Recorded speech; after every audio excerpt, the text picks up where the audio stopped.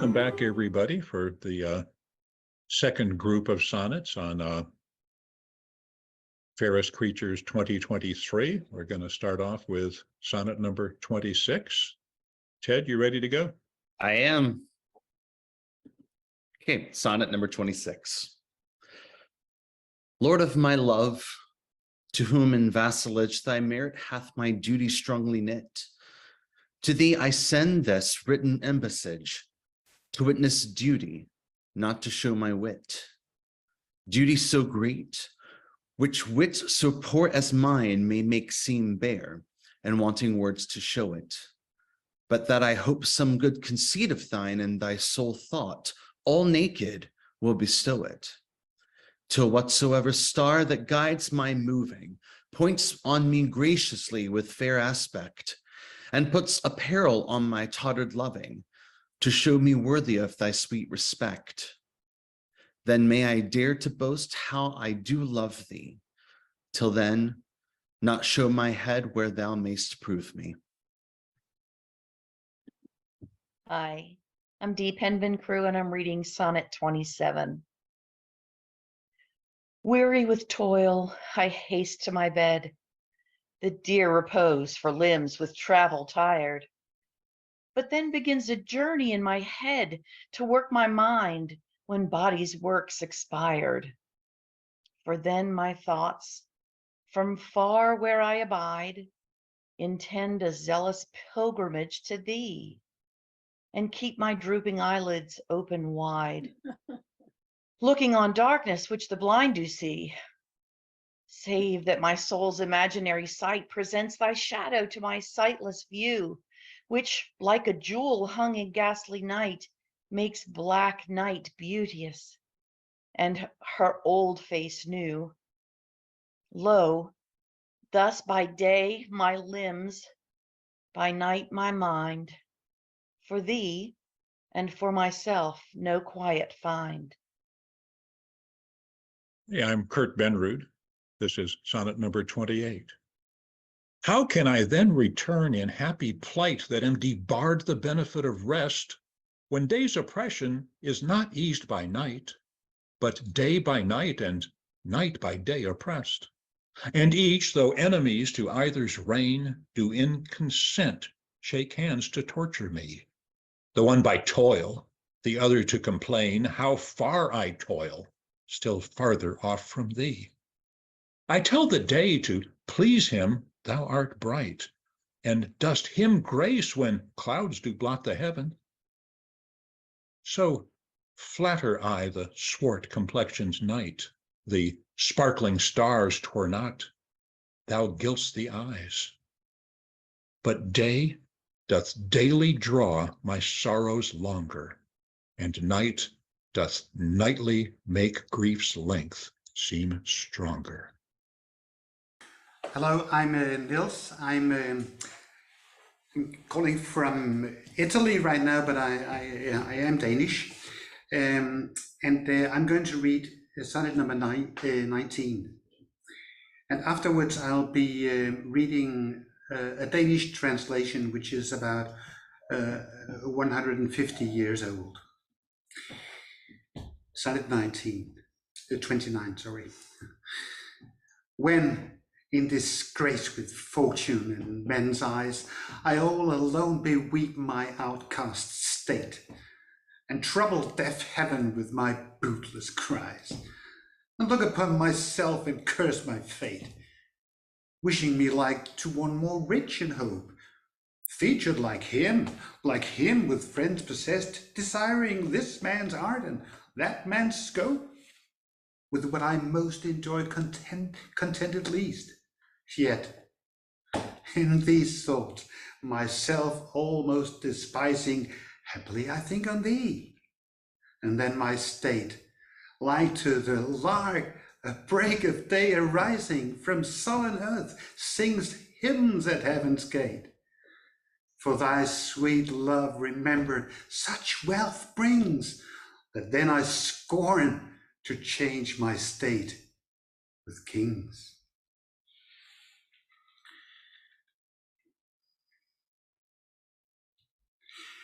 Når jeg i lykkens bånd og verdens klager, helt ene over min forladtheds kår, omsonst med råb den døve himmel plager, og armt i rette med min skæbne går. Misunder mangne hans fortrøstningskilde, hans tække, venskabs glæde og gevinst, ønsker mig hins erfaring, dennes snilde, og sysler mest med det, jeg ynder mindst.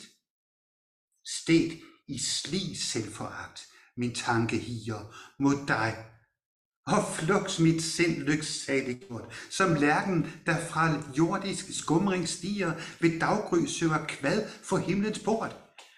Dit venskab føles da så rigt og lødigt, at nu med kongers kår er byttet nødigt. Thank you. Hi, I'm Carole Cox. I'm in New York, and I'm going to be reading Sonnet 30 in English only. When to the sessions of sweet silent thought I summon up remembrance of things past, I sigh the lack of many a thing I sought, and with old woes new wail my dear times waste. Then can I drown an eye unused to flow for precious friends hid in death's stateless night, and weep afresh love's long since cancelled woe, and mow the expense of many a vanished sight.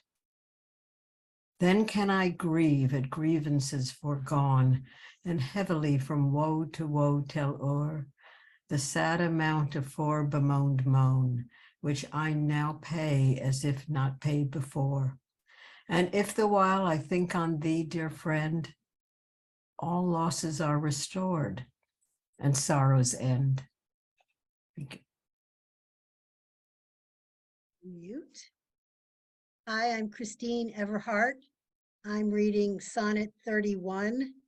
I'm in Pittsburgh, North Carolina, and this guy behind me, it's his birthday today. Birthday, sir.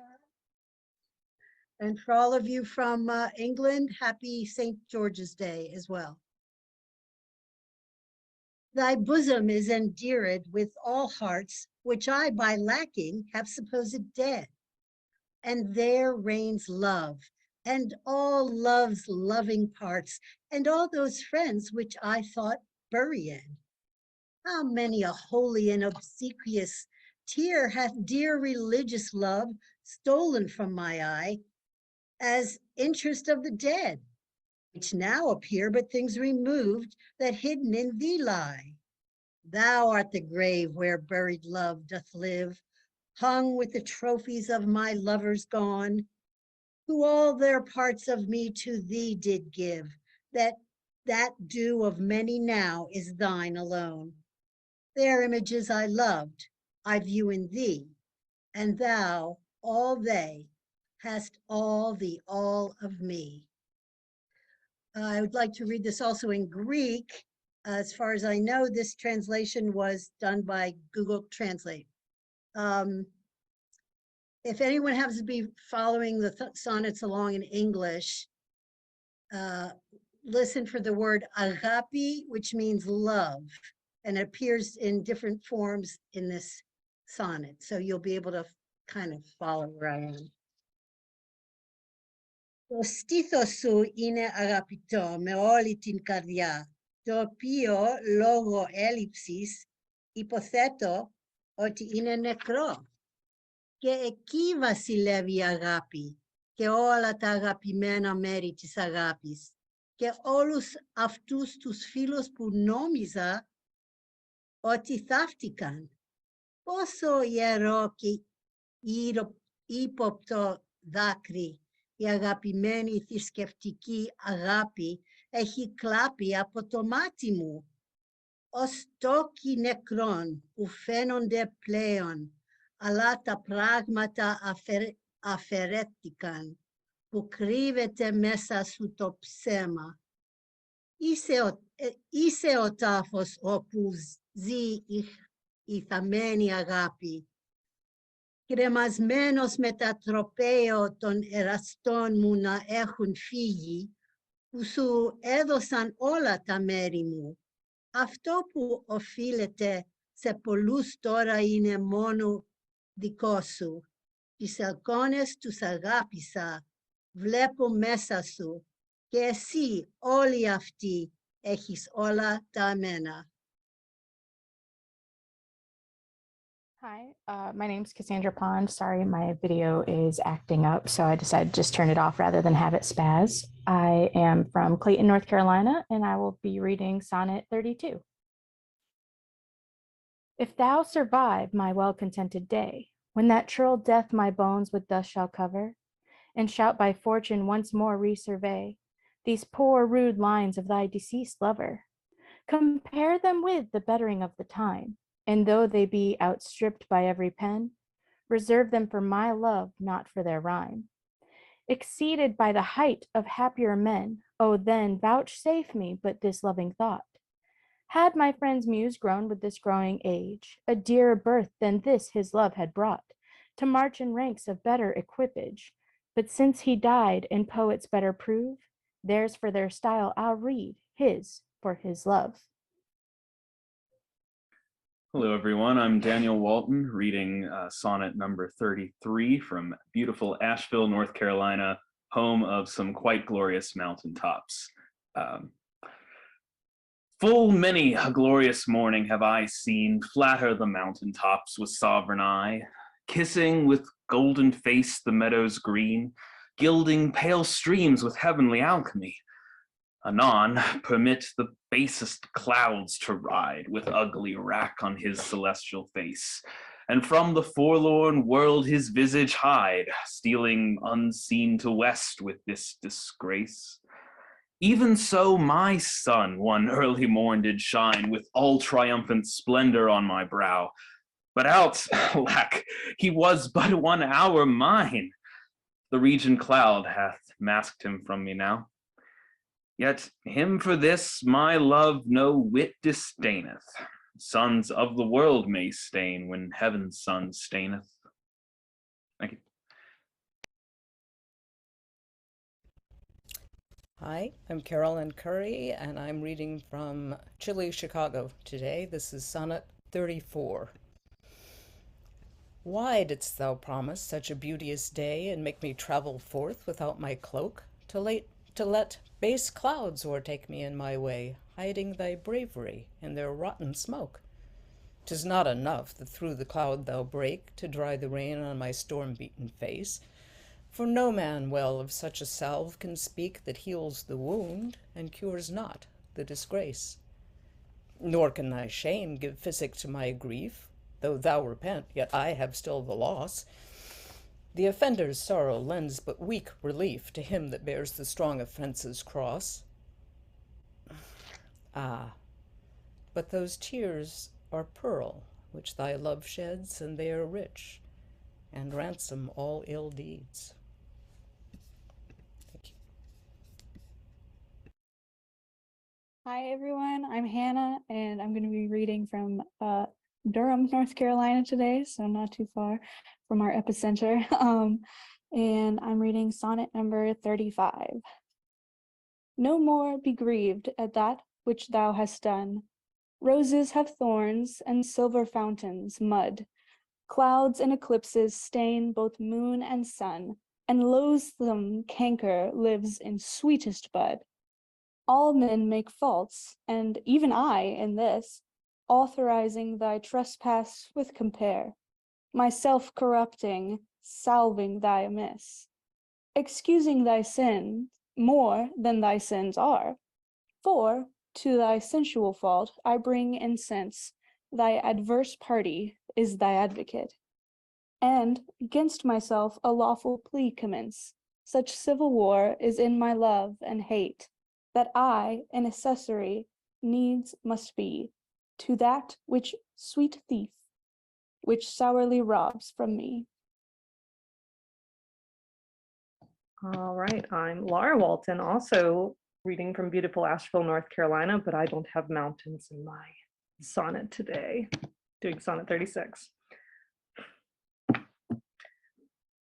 Let me confess that we two must be twain, although our undivided loves are one, so that those blots that do with me remain without thy help by me be borne alone.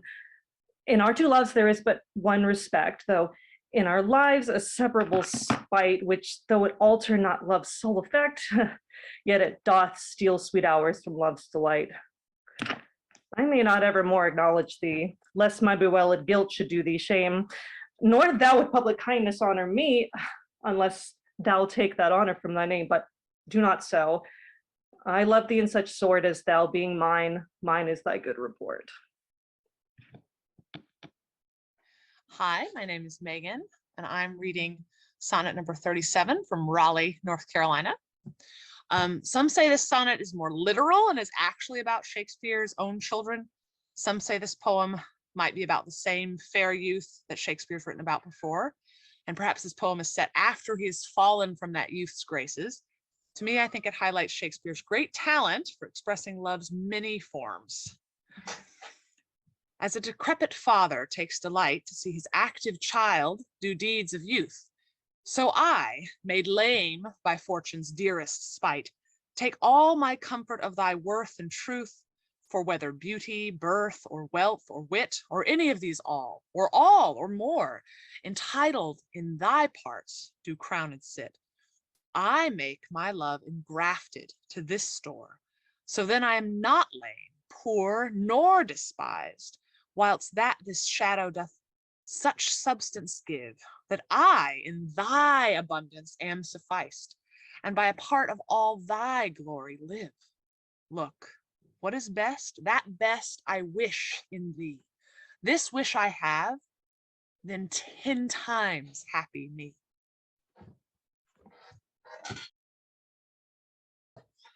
All right, my name is Loren Armitage. Oh, my head.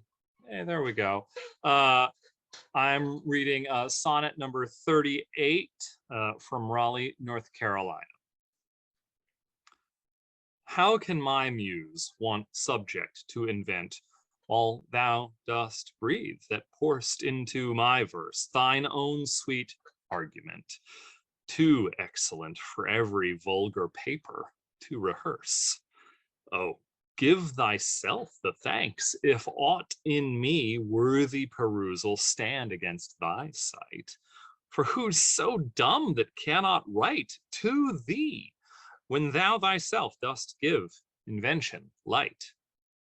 Be thou the 10th muse, 10 times more in worth than those old 9 which rhymers invocate. And he that calls on thee, let him bring forth eternal numbers to outlive long date. If my slight muse do please these curious days, the pain be mine, but thine shall be the praise. Thank you. Good afternoon, everyone. My name is Aditya Sharma. We are a trio here. Aditya, followed by my daughter Aadya, and then Seema. So I'll be reading sonnet number 39. And just a little context on this. There's actually a very similar poetry written by Amir Khusro, conveying the similar idea that you and me are so much in love that's almost difficult to differentiate between your heartbeat and mine. He said something like, Zihale maski makan varanjish, bahare hijra bechara dil hai, sunai deti hai jiski dhadkan, tumhara dil ya hamara dil hai. The same idea is conveyed in this sonnet number 39, which says we are so much in love that it is impossible to praise you without praising me, because we are so much as one. So let us separate. That's the idea. So let me read my sonnet now. Oh, how thy worth with manners may I sing, when thou art all the better part of me. What can mine own praise to mine own self bring, and what isn't but mine when I praise thee?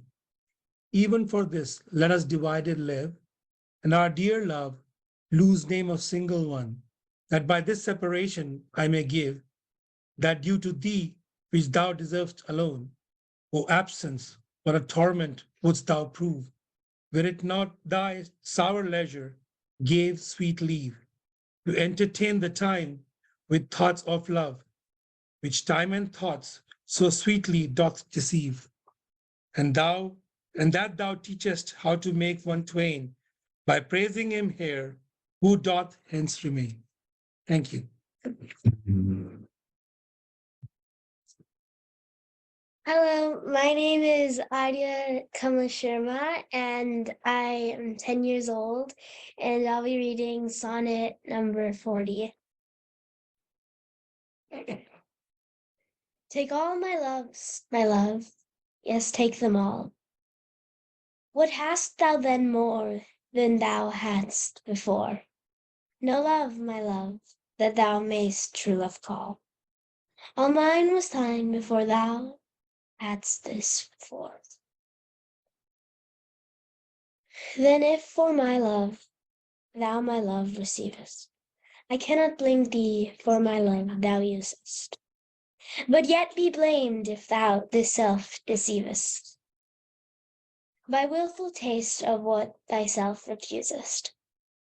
I do forgive thy robbery, gentle thief, although thou steal thee all my poverty. And yet love knows it is a greater grief to bear love's wrong than hate's known injury.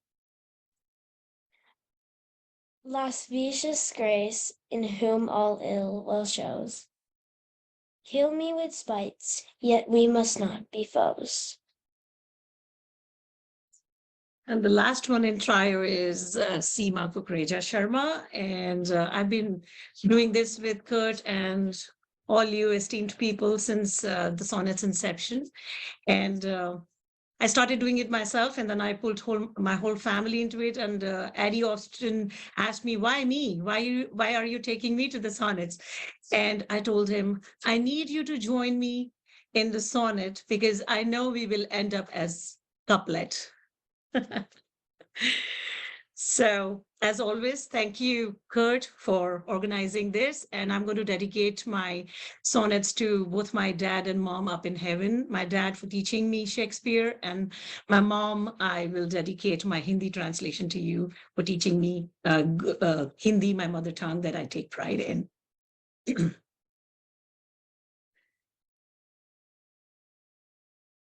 Those pretty wrongs that liberty commits, when I am sometime absent from thy heart, thy beauty and thy years full well befits, for still temptations follow, spare thou heart, gentle thou art, and therefore to be one, beauteous thou art, therefore to be a saint. And when a woman meets what woman wants, will sourly leave her till he have prevailed.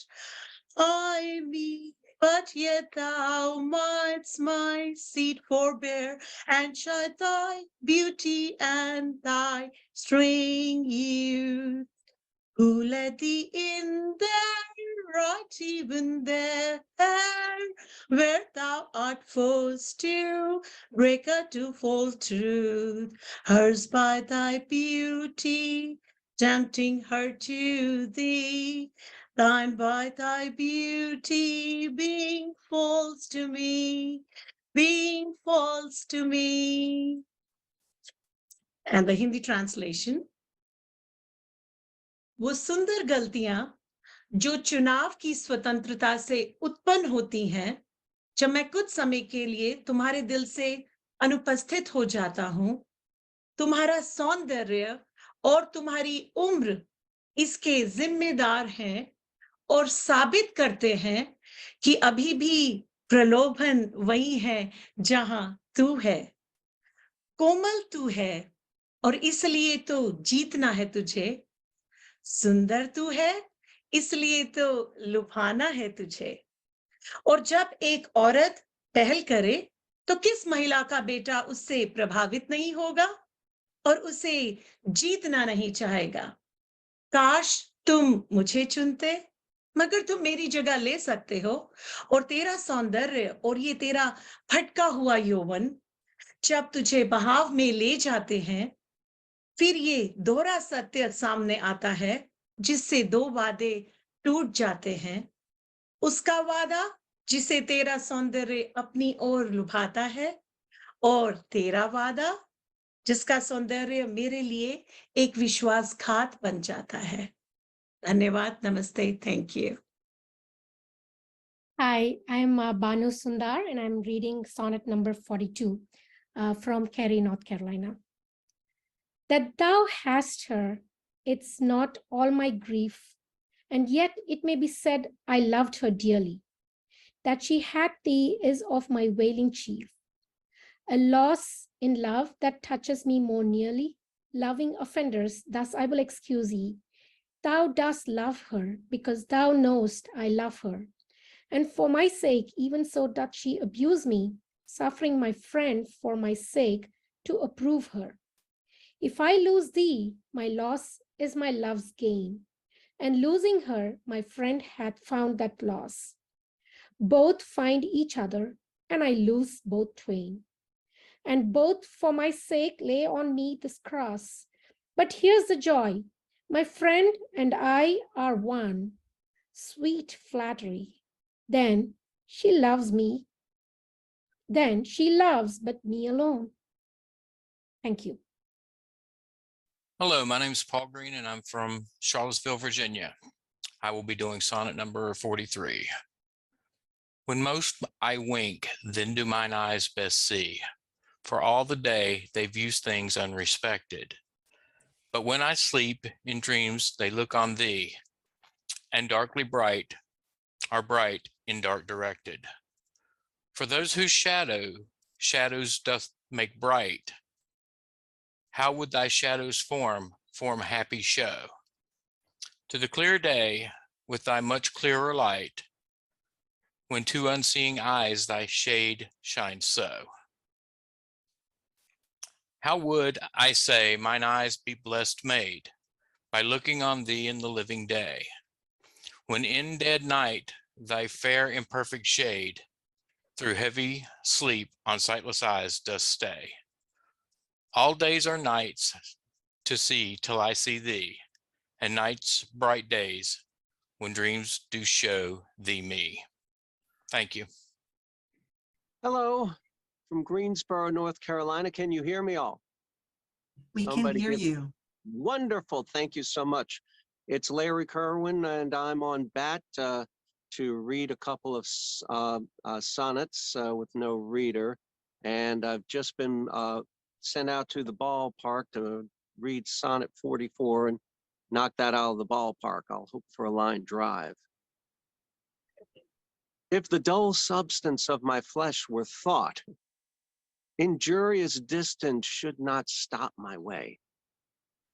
For then, despite of space, I would be brought from limits far remote, where thou dost stay. No matter then, although my foot did stand upon the fairest earth removed from thee, for nimble thought can jump both sea and land as soon as think the place where he would be. But thought kills me, that I am not thought, to leap large lengths of miles when thou art gone. But that so much of earth and water wrought, I must attend time's leisure with my moan, receiving naught by elements so slow, but heavy tears, badges of either's woe. Thank you, Larry. I'm John Swain, also from Greensboro, North Carolina, and I am reading Sonnet 45, which is a continuation, in a sense, of, or a addition to Sonnet 44. In Sonnet 44 is mentioned earth and water, and Sonnet 45 moves on to the other parts of our, as Shakespeare sees them, the other parts of our human existence and emotions. The other two, slight air and purging fire, are both with thee, wherever I abide. The first my thought, the other my desire. These present absent with swift motion slide, for when these quicker elements are gone in tender embassy of love to thee, my life being made of four with two alone, sinks down to death, oppressed with melancholy, until life's composition be recurred by thee, by those swift messengers returned from thee, who even but now come back again, assured of thy fair health, recounting it to me. This told, I joy, but then no longer glad, I send them back again and straight grow sad. I'm Julio Vazquez in Raleigh, North Carolina. I'll be reading Sonnet 46 without further languages or wisdom. Mine eye and heart are at a mortal war, how to divide the conquest of thy sight. Mine eye, my heart, thy picture's sight would bar, my heart, mine eye, the freedom of that right. My heart doth plead that thou in him dost lie, a closet never pierced with crystal eyes, but the defendant doth that plea deny, and says in him thy fair appearance lies. To sigh this title is impaneled, a quest of thoughts, all tenants to the heart. And by their verdict is determined the clear eyes' moiety and the dear heart's part. As thus, mine eyes do is thy outward part, and my heart's right thy inward love of heart. Hi, I'm Ildi Solti in London, UK, and this is Sonnet 47. Betwixt my eye and heart a league is took, and each doth good turns now unto the other. When that mine eye is famished for a look, or heart in love with sighs himself thus smother, with my love's picture then my eye doth feast, and to the painted banquet bids my heart. Another time mine eye is my heart's guest, and in his thoughts of love doth share a part. So either by thy picture, O my love, thyself away are present still with me, for thou no farther than my thoughts can move, and I am still with thee, with them, and they with thee. Or if they sleep, thy picture in my sight awakes my heart to heart and eyes delight. Hi, I'm Kristen. I'm from Kukreja, North Carolina, and I have Sonnet 48, which is a very, very honest sonnet. This picture behind me I took last time I was in Stratford atop one of those fabulous red buses, and I took it before a tree hit me in the face. So this is a very precious picture to me. A good memory. Sonnet 48, I believe the poet he or she is comparing their security of their material possessions and treasures to the insecurity of their relationships. How careful was I when I took my way, each trifle under truest bars to thrust, that to my use it might unused stay from hands of falsehood and sure wards of trust. But thou, to whom my jewels trifles are, most worthy comfort, now my greatest grief, thou best of dearest and mine only care, art left the prey of every vulgar thief. Thee have I not locked up in any chest, save where thou art not, though I feel thou art, within the gentle closure of my breast, from whence at pleasure thou mayest come and part, and even then thou wilt be stolen, I fear, for true proves thievish for a prize so dear. Thank you. Hello, I'm Suzanne Latulippe. Is my picture coming up? All right. I'm in Willimantic, Connecticut, the city of swift waters, which is what Willimantic means. Before I start, I found a treasure the other day.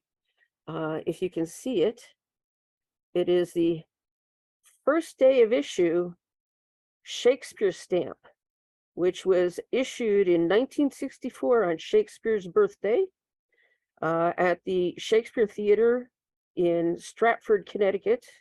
Unfortunately, that theater has since burned down. Anyway, I wanted to share that with you before I started. And here I go. Against that time, if ever that time come, when I shall see thee frown on my defects, when as thy love has cast his utmost sum, called to that audit by advised respects, against that time when thou shalt strangely pass and scarcely greet me with that sun thine eye, when love converted from the thing I was, shall reasons find a settled gravity.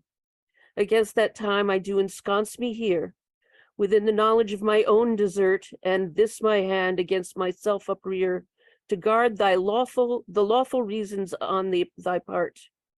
To leave poor me thou hast the strength of laws, since why to love I can allege no cause. Thank you.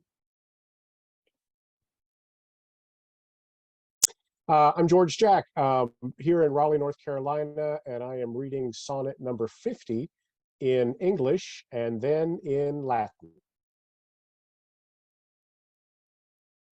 How heavy do I journey on the way, when what I seek, my weary travels end, doth teach that ease and that repose to say, thus far the miles are measured from thy friend.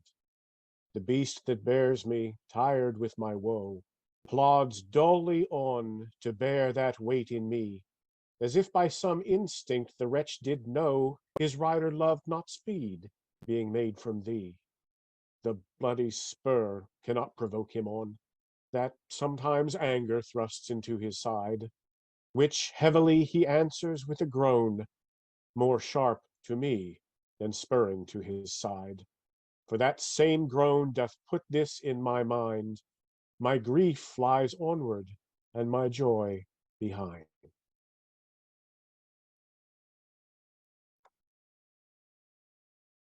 Et nunc sonnet quinquaginta Latine. Quam gravis ire viam pergo confinis eundi, tanto pere optatis tristius illud habet, ut requies non purna mihi decantet eore a caro tot habis mila mense tuo. Victor equis mecum hac oppressus mole dolorum, repit ineres in me tale gravitas onus, Ceusciat institu notoriae nil mihi velux, esse volunti a te Deum prosperamus iter. Sanguidium calcar pore non urgit eontem, quo subita interdum confodit ira cutem. Ille gravi gemeti respondit acerbius istud ad oribus his laterae quam mea fulga fuit, cum gemitu pecundis coniam cura ille recursat, puro tristatium laete iscare retro. Thank you. Tibi gratius ago.